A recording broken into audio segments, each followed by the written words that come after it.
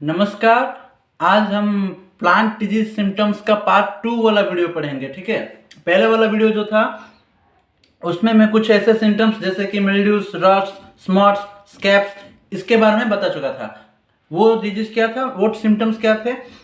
Symptoms due to the nature, structure and appearance of visible pathogen.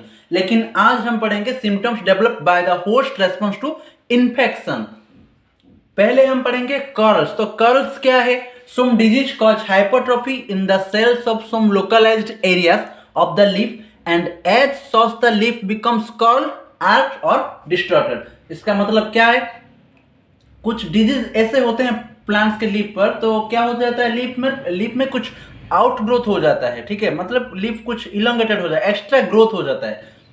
Extra growth हो जाता है कुछ localised areas में, एक्स्ट्रा ग्रोथ हो जाता है। तब क्या होता है ना, लीफ कर्ल हो जाता है, आर्च मतलब कर्व जैसे हो जाता है ये लीफ, और सिम्टम्स होने से लीफ कुछ ऐसे हो जाता है, मतलब टेंड्रिल जैसे। ठीक है, कुछ एक्स्ट्रा कर्व हो जाता है, उसे बोलते हैं कर्व्स। ऐसे वाले सिम्टम्स को क्या बोलते हैं, मतलब लीफ का ये है फर्स्ट स्टेज और ये है सेकंड स्टेज, इसे बोलते हैं curves. The causal organism of leaf curl of tomato and leaf curl of papaya are viruses।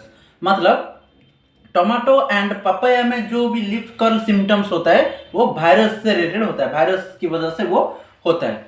उसके बाद आते हैं girls, GALLS, girls. These are globose, elongated or irregular malformations or outgrowths developed on the affected parts of the host plant।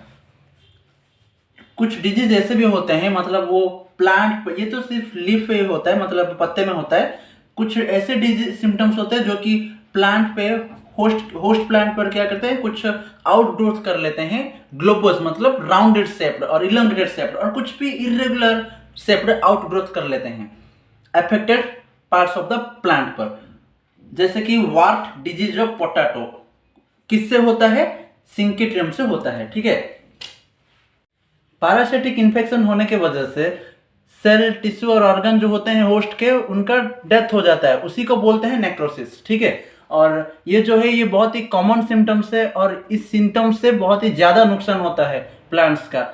और ये कैसे दिखता है plant पे? ये स्पॉट्स जैसे दिखता है। Spots are the most common symptoms of necrosis. उसके बाद आता है कैंकर। ठीक है, the dead area present in the stem, bark और cortex of woody trees are known as cankers. Woody trees में जो कुछ भी, मतलब स्टेम बार्क में जो कुछ भी डेड एरिया होते हैं उसे कैंकर्स बोलते हैं। स्टेम बार्क मतलब सबसे बाहर वाला हिस्सा जो होता है, जैसे कि सेल वॉल, प्लांट का सेल वॉल, वहां पे जो डेड एरिया प्रेजेंट होता है उसे कैंकर्स बोलते हैं। ये बहुत ही लार्ज होते हैं, रफ एरिया होते हैं। ठीक है, citrus canker is caused by Xanthomonas citri. Citrus canker एक डिजीज है जो कि किस वायरस की वजह से होता है? ज़ैंथोमोनास साइट्री की वजह से होता है। और साइट्रस कैंकर डिजीज, उसका सिम्टम्स और जो कुछ भी है साइट्रस कैंकर के बारे में, ये सब मैं आपको मेरे वीडियो में बता चुका हूँ। इसके बारे में भी एक वीडियो बना चुका हूँ मैं, आप प्लेलिस्ट में जाके देख सकते हैं। किसी भी चीज़ पर अगर हम आग लगा ले तो ये क्या होता है? ठीक उसी तरह है हमारा पांचवा सिम्टम्स ब्लाइट। ब्लाइट में क्या होता है? ब्लाइट पे जो सिम्टम्स, ब्लाइट का जो सिम्टम्स है वहां पे आग लगने के बाद, मतलब जलने के बाद जो अपीयरेंस होते हैं, पत्ता हो या फिर ब्रांच हो या फिर फ्लावर हो, ठीक उसी तरह ही दिखता है, इस तरह। ठीक है, ब्लाइट में क्या होता है? पैथोजन अटैक करने से लीव्स, ब्रांचेस या फिर फ्लावर्स का सडन डेथ हो जाता है, और उसका जो कलर है वो ब्राउन या फिर ब्लैक हो जाता है। इसका एक एग्जाम्पल है लेट ब्लाइट ऑफ पोटैटो, जिसका कॉजल ऑर्गेनिज्म है फाइटोप्थेरा इन्फेस्टेंस। सबसे आखिर वाला जो है ये है डैम्पिंग अप। तो गाइस, अगर किसी भी बिल्डिंग का बेस अगर वीक हो तो क्या होता है?